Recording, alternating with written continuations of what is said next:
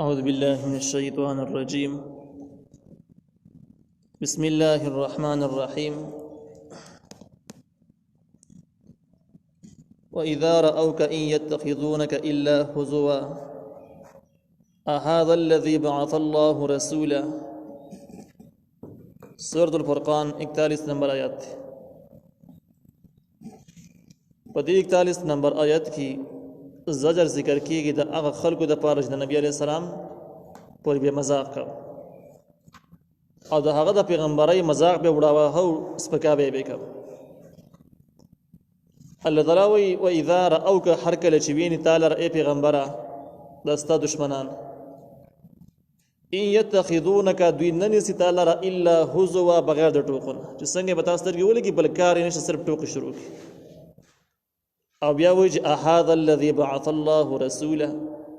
ای دا هغه سړی دی چې الله را لېږلی پیغمبرۍ دپاره د هغه سړی دی دا به د ملنډو نه ویل یعنی مطلب دا و چې دا پیغمبرۍ قابل نه دی. دوی به ویل که دا پیغمبر کېدی نو په کار و چې د قریشو غټ غټ سرداران هغه پیغمبران شوي وي مالدار تاجران به کې پیغمبران شوي وي دی نه په خپل سردار دی نه مالدار دی نو پته لګي چې دا پیغمبرۍ دپاره صحیح نه دی. دا د مشرکانو اعتراض نو ځکه به ویل چې هذا الذي بعث الله رسوله ای دا هغه کس ته چې الله تعالی را لېږلی د پیغمبرۍ دپاره او پیغمبرۍ سره یې دا را لېږلی دی یعنې د پیغمبري نه منله نو دا نمونه خبرې به کولې. ان کاد لیضلنا عن آلهتنا لولا ان صبرنا علیها یقینا دا نږدې شوی و لیضلنا چې موږ هم ګمراه کړي وي عن آلهتنا د خپلو خدایانو نه لولا ان صبرنا علیها که موږ پې صبر نه وی کړی. دا د هغوی دپاره یو بل قسم زجر او رټل دي چې دوی وایي چې دې پیغمبر موږ قابو د خپلو بوتانو نه بېلاري کړي ګمراه کړي خو موږ بوتانو باندې کلک شو نو ځکه بېلاري نه شو. نو د خپل بت پرستۍ ته دوی حق پرستی وایي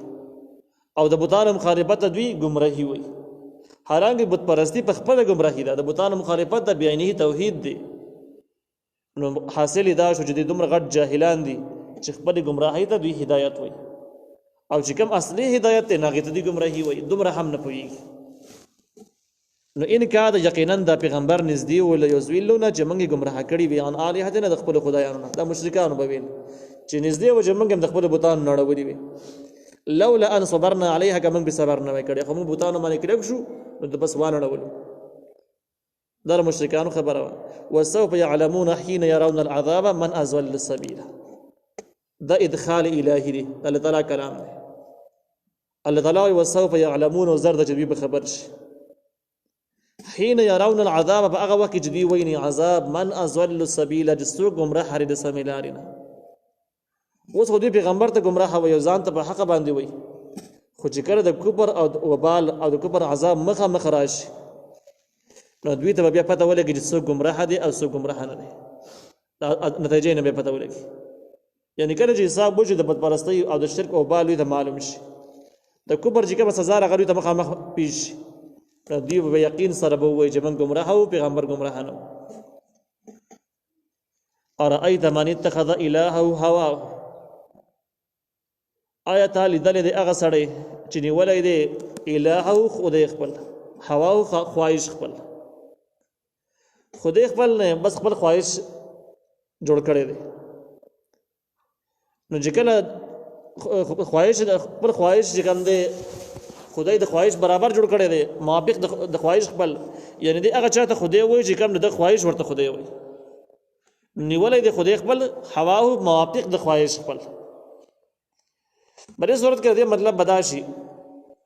چې د الله تعالی احکام د الله تعالی صفات او دین بدلایل سره د آسماني کتاب نه دوی نه معلوموي خو چې زړه یې څه وویل او د خواهش یې څه وویل بس هغه شان د کار کوي. نو که خواهش یې وویل چې بت صحیح دی چې بت ته لګیا شي که خواهش یې وویل چې قبر ټیک د قبر بندګي پکار ده بس قبر ته لاړ شي. نو د خدای بس چې کم د خواهش موافق څه خبر یا د خدای دی بس چې خواهش د خواهش یې مني. نو په دې صورت کې بردی معنی دا شي چې دا خلک د چا خدا بندګي خو کوي بندګي نه پریدي خدا بندګي د خواهش موافق کوي د شریعت موافق نه کوي. کله چې بندګي د خواهش موافق شي د شریعت مخالف شي نو د غزان له ګمراهي بېلاري کېدل دي. او دویمه معنی دا ده چې ارایت من اتخذ الهه هواه، آیا تا لیدلی دی هغه څوک چې هغه نیولی دی الهه خواهش خپل لره، هواه الهه خدای خپل لره، هواه خواهش خپل. په دې صورت کې دا معنا دا شول، مطلب یې دا شو چې دا اچا د بندګۍ قایل نه دی، بس د خپل خواهش یو د کمی خبرې کوي نو بس هغه خشانکار کوي، او چې خواهش یو شی نه غواړي بس هغه نه غواړي، ته اچا د بندګۍ قایل نه دی. اولنه صورت کې د بندګۍ قایل دی، لیکن د بندګۍ د خواهش موافق د شریعت مخالف دی، او دې ځکه کې د بندګۍ قایل اړول شنه، بس کوم د خپل خواهش بیرته خدای جوړ کړی دی چې خواهش به د سوي نه خشانکار کوي، لکه دهریان واخله، دهریان د الله تعالی د وجود نه دی قایل. دغه شان ده کې نور چې څومره ازمونه د اسلام خلاف، سیکولریزم واخله، لیبرالایزم واخله، دا ټول ازمونه چې کوم دي د الله تعالی د وجود نه ورخ خبرې دي، او بس خپل نفس خواهش چې کوم مطالبه کې خشانکار دی کوي. دغه شان فاسقان فاجران واخله، فاسق فاجر هم دې نه ګوري شریعت سوي، خو دړې سوي د خشانکار کوي چې خواهش څنګه مطالبه یې خشانکار کوي. اگر د خواهش دا وجه عیش پرستی دي شي، عیش پرستی شي، کله د خواهش یو غواړي د جماعت صحیح دی، بغیر ځمن په جماعت کې به حاضرې، کچته کې ډاکټر په ورځ خواهش وختل جدګاه صحیح د جدګاه ته بتلای، خو دغه شریعت موافق نه، په نور منځونو کې بیل دی نه شي، په نور احکام کې د شریعت پابند بیان نه. نو په دې صورتونو کې بدا تابعداري د چا کوي، او اصلي هدف او اصلي تابعداري به د خپل خواهشي، کله کله پکې نوري خبرې شامل شي، لیکن دغه نوري خبرې چې شریعت خبرې مو مانی دا شریعت د خپل خواهش د وجه نه مانی چې خواهش ورته ویلي، په دې معنا سره چې کني الله ویلي، په دې معنا سره نه، نو په دې وجه باندې کله جوړو غواړي مانځي کې وای، کله چې غواړي ډولې ایمنل دی شي، هیڅ مشکلات ورته نه، خو نه بکې منځ یا په جمع ده نه حاضرېږي. دغه شان کې نور احکام چې کوم دي خبر په پوهېږي چې ګناه ده، بس دی په کې اخته خواهش غلام وي. الله تعالی نبی علیہ السلام ته وی افانت تکون علیه وکیلا، آیا ته به شي په دې کس باندې ذمہوار، ته به ذمہواری قبول کړي چې د جنت ته لاړ شي، هدایت به بیامونی نه، ته ذمہوار نشي خبرولای. نو دا غوړ آیات چې کوم دی ارایت من اتخذ الهه هواه افانت تکون علیه وکیلا، دا د هغه خلکو د پاره زجر دی رټل چې کوم د شریعت موافق ژوند نه دی رہی، خپل خواهش ته ګوري چې څنګه رسم رواج او څنګه زړه وته وای اقشن کارونه کوي، شریعت خیال نه ساتي، هغه خلکو د پاره زجر شو. او ردی سره سره نبی کریم صلی الله علیه وسلم د لپاره تسلی مضمون دی. تسلی په طریقه باندې د چې کوم سړی دومره بیلاری شي، شغه چې د خدای وای نو هغه صورت کې وای چې د خواهش یو غواړي موافق د خواهش خپل، یا د خپل خواهش نه خدای جوړ کړی دی، پس ټول خبرې دا اوري بل چا نه اوري. نو په دې صورتونو کې تر د ذمہواری نشي قبل ورید،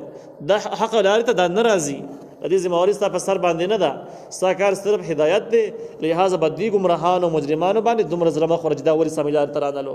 بلکې دا نشي را لږه چې هغه خپل خواهش نه الہ جوړ کړی د سمیلار راوستلې وس ممکن نه دی.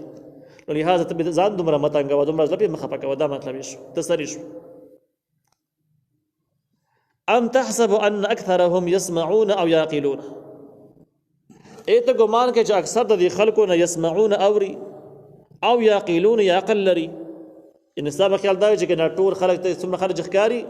ټول عقل مندم دی، ټول خبري اوري، نو وای د سینه انهم الا كالانعام بل هم ازل سبيلا، نری اکثر د خلکو نه مگر په شان د سارو باندې دي. سارو باندې په دې طریقه باندې چې بالکل سارو خیال دا چې خپل افزایش نسل، خپل نسل زیات کی، نو ساروی نسل سیوا کوي او انسان هم نسل سیوا کوي، بده کې لګي نو په دې فارموله کې یو شان تکش دغه شان د ساروی د اخرت غم بده په سر باندې نه چې الله تعالی مو سره حساب کتاب کوي، موږ یو دین شریعت پابند یو هغه نه دی پابند، نو هغه مکلف نه بده باندې، نو هغه سره غم هم نشته دی. نو دغه شان د اکثر خلک به تاسو وینئ چې د شریعت پابند نه، د اخرت غم به سره نه، سرو شان د ژوند به تیري څنګه ساروی سریږي څنګه ساری ژوند تیري، خپل خواهش ته ګوري. دغه څه به اکثر انسانان تاسو یې نه د خپل خواهش مطابق به ژوند تیري، دې خبر د بقات عن نه ګوري چې الله سویل شریعت سویل زمانہ به غنی تاسو کې زب سمانه مکلف یم، نو دې غم به سره نه. نو اکثری خلک د سارو په شان دي شو، بل هم ازول سبیلا، بلکې دوی زیات گمراه دي د سارونه هم خپل لار کې، بلکې دوی ډېر گمراه دي د سارونه سبیلن د سمیلارینه. سارونه زیات څنګه گمراه دي؟ سارونه زیات په دې طریقه باندې گمراه دي چې ګوره سارو څخه د آخرت غم نشته، د شریعت عملی کول او نافذول غم خو سره نشته لیکن د څاروي په دې باندې مکلف هم نه تپوس هم نه کیږي او د انسان په مکلف د تپوس به کیږي نو کوئی څاروي غم ونه کی نو هغه د پاره ثواب عالم نشته دی او دې په مکلف ته عقل لري تپوس به کیږي بیا میزان څاروي جوړ کړی دی نو ډیر گمراه شو ډیر بیلار شو دویمه طریقه باندې د سیم د څاروي نه زیات گمراه دی چې څاروي خدای الله تعالی دین او شریعت نه پیژني دا غیغه مسره نشته لیکن مخالفت خو هم نه کوي څاروي مخالفت به تاسو نه لري وجمن کې د شریعت مخالفت یې کړي مخالفت من نه پیږي نه شي کولای او دا گمراه انسان یو درجه شریعت منی نه بل دغه آسماني نظام او شریعت مخالفت هم کوي نه د مخالفت په ټکی کې د څاروونه بس سیوا شو عمل نه کول کې خو یو شان دي شو خو د مخالفت په څاروو کې نه د مخالفت نشته نو بلې طریقه باندې څاروونه د